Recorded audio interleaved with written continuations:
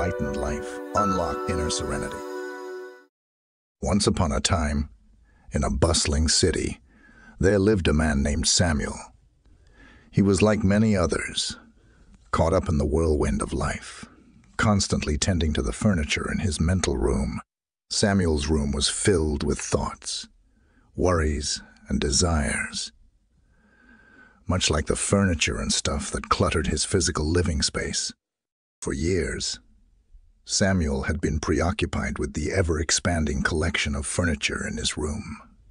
He would polish it, rearrange it, and sometimes even replace it with newer, shinier pieces. He'd invite friends over to discuss the furniture and its history, and they'd engage in animated conversations about the merits of this chair or that table. But one day, something shifted within Samuel. It was as if a veil had been lifted, revealing the space between the furniture. He realized that the room, the space itself, was often overlooked in favor of the furniture that filled it. The room had an essence of its own, a serene and tranquil quality that transcended the individual pieces within it. As days turned into weeks, Samuel continued to explore this inner space. He noticed that when he focused on the room's essence, the space, his worries and anxieties seemed to melt away.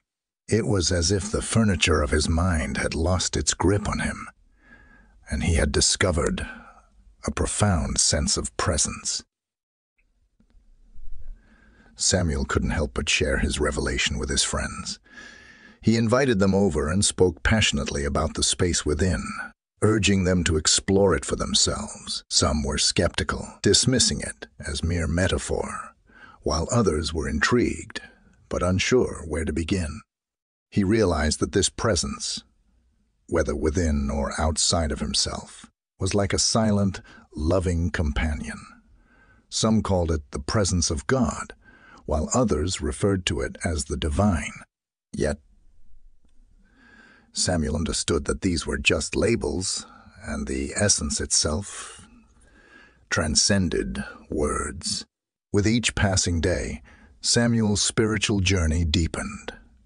He discovered that his true measure of spirituality was not in the hours spent thinking about God or discussing theological concepts, but in his ability to maintain an ongoing awareness of that presence.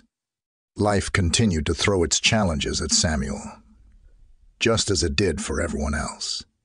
The furniture of his mind would still clamor for attention, demanding that he worry about this or that. But Samuel knew better now. He understood that his primary responsibility was to access that dimension within him, the essence of being.